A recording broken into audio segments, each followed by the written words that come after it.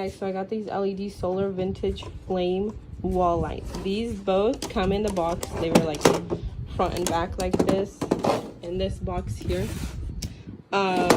They are with solar, so there's no wires. Literally, you don't need anything. You can just hook it on here.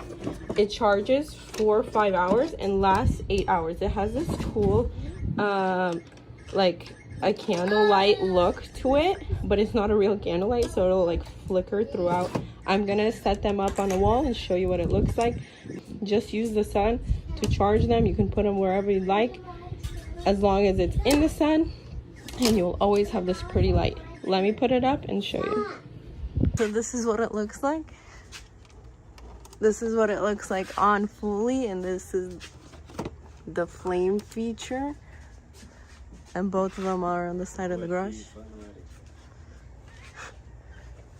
The solar is on top. And they look really good.